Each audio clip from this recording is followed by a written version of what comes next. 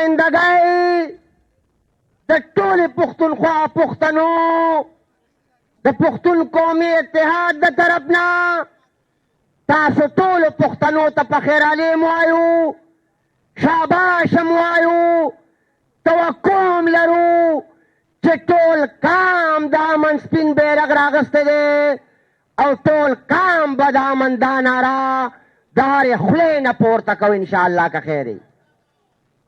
ګرانو مشرانو، زما نه مخکې خبرې وشوې، پښتنو خبره دا وشوه او خبره دا کیږي چې موږ نن ټول کام د خپل کام دپاره او د خپلې خاورې دپاره د امن غوښتنه کوو. پښتنو په دمنه یې موږ له سوره تاوان راکړو، باید چې موږ ټول پښتانه دله په سترګو د بدمنۍ دغه ټول مالی، جانی، اقتصادي، سیاسي کامي تاوان ته وګورو. نن راځئ چې موږ او تاسو وګورو چې د دې بدمنۍ په وجه د پښتنو اقتصاد تباه شو، کاروبارونه وړاندېدو، بېروزګاري نه ختمېدونکې ښکاري، د روزګار موقع د نش برابر پاتې شوې. نن که د پښتنو دکاندار سره کښېني جاړي، که ټرانسپورټر سره کښېني جاړي،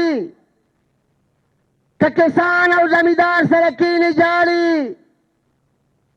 سرکاري ملازم سره کښېنه جاړي، د اجرو د جرګو مشران هم جاړي، ماشومان هم جاړي. او پښتنو د بدمنۍ د لاسه د پښتنو خاوره داسې لګي چې چا حملې پې کړې دي، لوټلې وي. نن ډېر خوشحاله یو د باچا خان سپایان،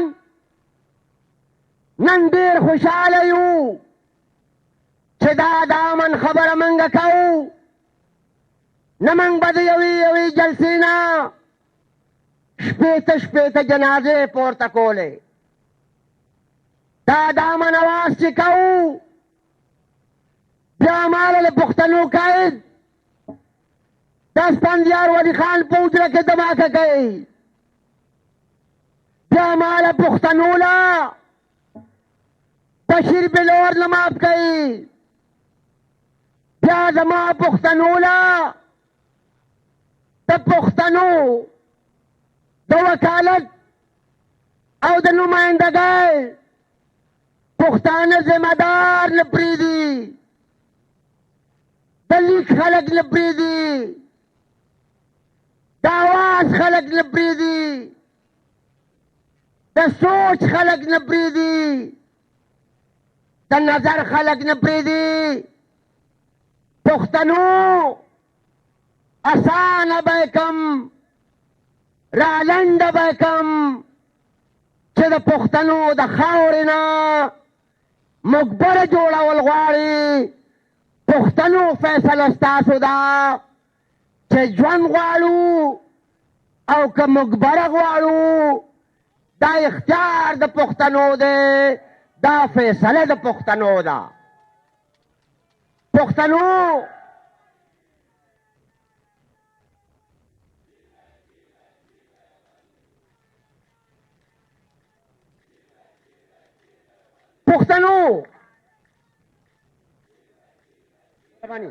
مهرباني پښتنو اوږده تقریرونه نه کوو، فیصلې ته به ځان رسوو. نن خوشحاله په دې یو چې موږ به جنازې پورته کولې، او زمونږ پښتنو تربورانو عزیزانو به موږ پورې مسخرې کولې، موږ لاشونه پورته کول، او زمونږ بعضې پښتنو عزیزانو تربورانو به موږ پورې ټوکې کولې. موږ د کام نه نه یو خفه، موږ ځکه د کام نه نه یو خفه چې د سرې جنډې جنګ د ذات او د اقتدار نه دی، د کام جنګ دی. موږ په کام خفه کېږو، ځکه د خپل کام نه نه خفه کېږو.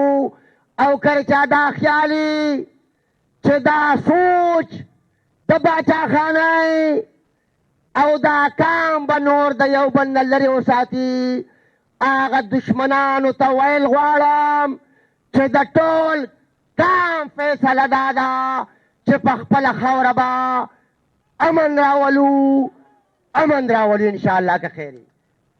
پښتنو دا ډرامې چې روانې دي دا اوس لوی فلم دی، فلم به رواني، دا پاکستان دی. خپل کام ته ویل غواړو او د خپل کام ځوانانو ته ویل غواړو چې په دې فلم کې به جذباتي کېږئ نه. دا هغه کار روان دی چې غل ته وایي غلا کوه او د کور مالک ته وایي چې ویښ شه، که څوک یې پېژني او که نه پېژني، د باچا خان سپایان یې پېژني.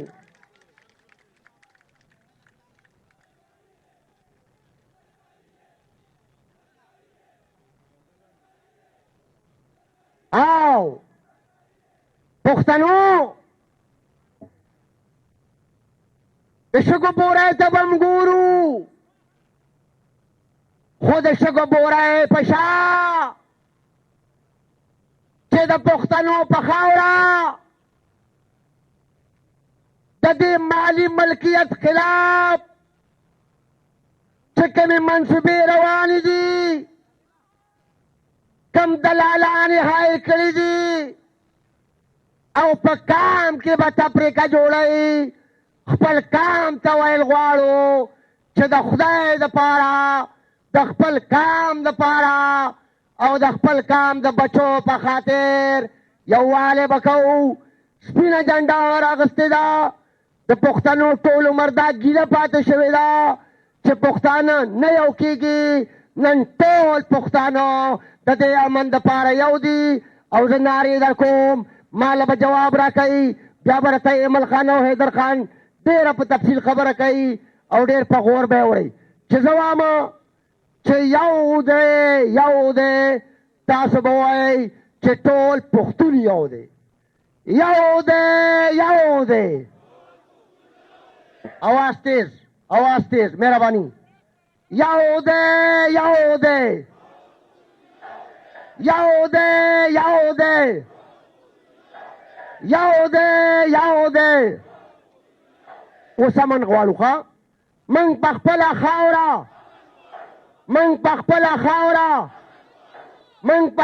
خاوره د ساحل صاحب په دې شعر په دنه اجازه په دې تمالما چې پښتون قومي اتحاد به دا سلسله چې څنګه روانه ده څنګه جاری ده همدغسې به جاری ساتو. ساحل صاحب وایي چې دا ترمې شونډې به مو تر نشي ملګرو، دا ترمې شونډې به مو تر نشي ملګرو تر څو چې وي ساقي د دې جامونو څوکیدار. او ساحل صاحب بیا مخکې وایي چې سایله دا منم چې ستا شړی شلول اسان دي، خوشحال به پکې بیلي د شالونو څوکیدار انشاءالله.